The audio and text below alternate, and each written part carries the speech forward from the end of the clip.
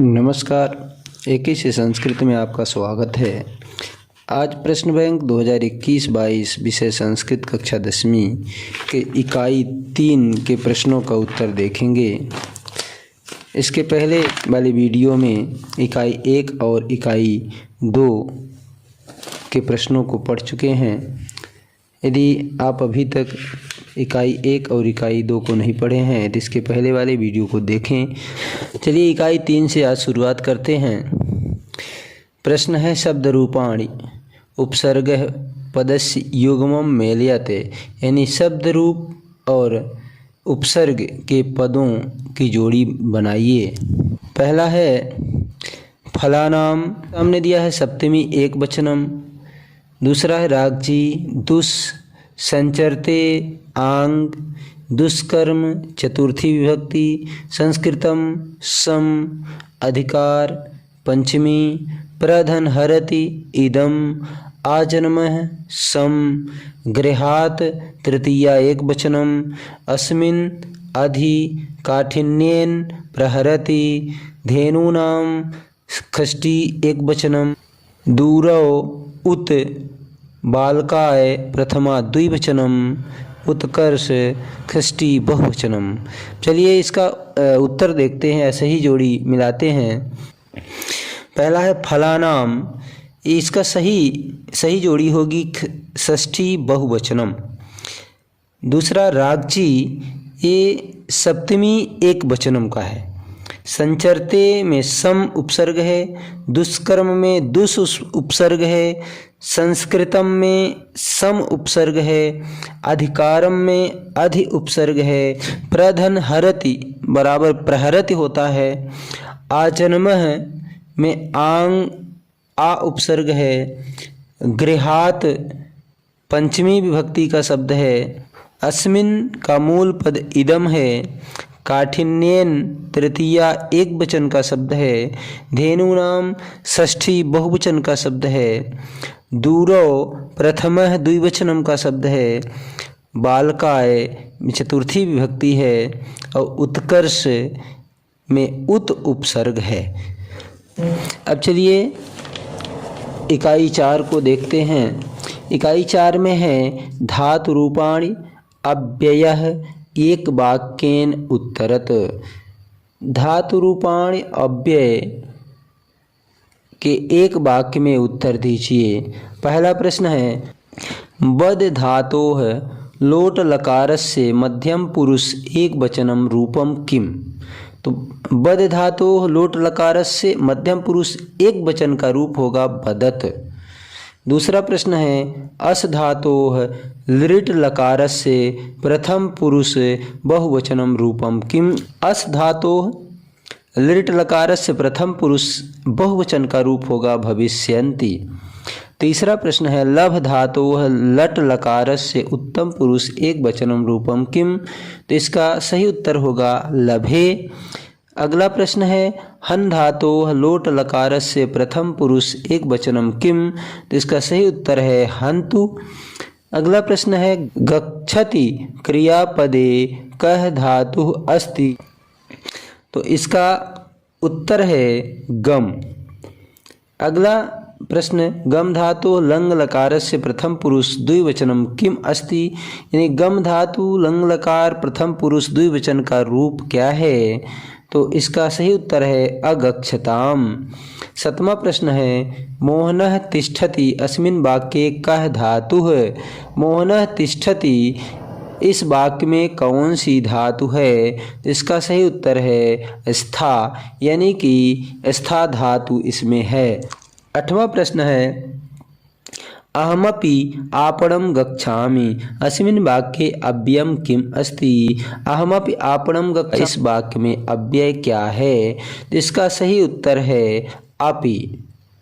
अहम के साथ जो अप जुड़ा हुआ है ये अप जो है अव्यय है। अगला प्रश्न है विद्या माता इव रक्षति अस्मिन् वाक्ये अव्यय पदम किम अस्ति। विद्या माता इव रक्षति इस वाक्य में अव्यय पद कौन सा है। इसका उत्तर है इव। अगला प्रश्न है सदाचारः एव परमो धर्मः अस्मिन् वाक्ये अव्ययं किम् अस्ति। सदाचारः एव परमो धर्मः, इस वाक्य में अव्यय क्या है, तो इसका सही जवाब है एव। अगला प्रश्न है अचिरम गृहम गच्छ अस्मिन् वाक्ये अव्ययम पदम किम अस्ति। अचिरम गृहम गच्छ, इस वाक्य में अव्यय पद कौन सा है, तो इसका सही जवाब है अचिरम। अगला प्रश्न अथ रामायण कथा आरभ्यते अस्मिन् वाक्ये अव्यय पदम किम अस्ति। अथ रामायण कथा आरभ्यते, इस वाक्य में अव्यय पद क्या है, इसका सही उत्तर है अथ। अगला प्रश्न अहम स्वः सामं गमिष्यामि अस्मिन् वाक्ये अव्यय पदम किम अस्ति। अहम स्वः सामं गमिष्यामि, इस वाक्य में अव्यय पद क्या है, तो इसका सही उत्तर है स्वः।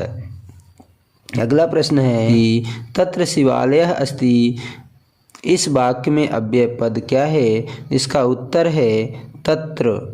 अगला प्रश्न है वृथा कलहम मा कुरु अस्मिन् वाक्ये अव्यय पदम किम अस्ति। वृथा कलहम मा कुरु, इस वाक्य में अव्यय पद क्या है, जिसका उत्तर है वृथा मा। इस वाक्य में दो अव्यय आए हैं, वृथा और मा। तो ये चौथी इकाई हो गई। पांचवी इकाई में है शुद्ध और अशुद्ध वाक्य। शुद्ध वाक्यानां समक्षे आम, अशुद्ध वाक्यानां समक्षे न लिखत। तो शुद्ध वाक्य के सामने आम यानी हाँ लिखना है, अशुद्ध वाक्य के सामने न यानी नहीं लिखना है। तो चलिए पहला वाक्य है ग्रंथालय इति पदे गुण संधि अस्ति। ग्रंथालय, इस पद में गुण संधि है, तो यह वाक्य गलत है। ग्रंथालय में गुण संधि नहीं है, इसलिए इसके सामने हम लिखेंगे ना।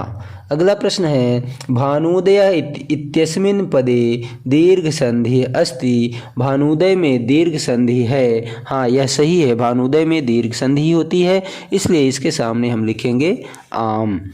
अगला प्रश्न है हितोपदेश इत्यस्मिन् पदे यण संधि अस्ति। हितोपदेश, इस पद में यण संधि है, तो हितोपदेश में यण संधि नहीं है, इसलिए वाक्य गलत है, तो इसके सामने हम लिखेंगे ना। अगला प्रश्न है ममैव इत्यस्मिन् पदे वृद्धि संधि अस्ति।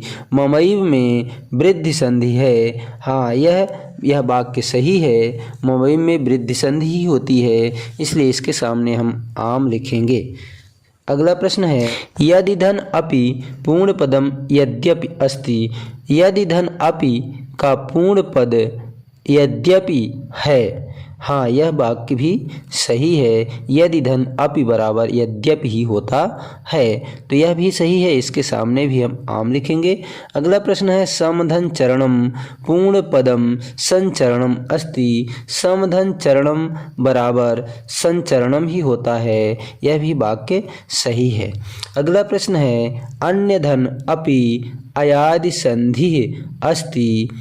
अन्य धन अपि में अयादि संधि है, यह वाक्य सही नहीं है। अन्य धन अपि में अयादि संधि नहीं है, इसलिए यह वाक्य गलत है, इसके सामने न लिखेंगे। अगला प्रश्न है नयनम इत्यस्मिन् पदे व्यंजन संधि अस्ति। नयनम, इस पद में व्यंजन संधि है, यह वाक्य गलत है। नयनम में व्यंजन संधि नहीं है, इसलिए इसके सामने भी हम ना लिखेंगे। अगला प्रश्न अन्य पद प्रधान है तत्पुरुषः अस्ति।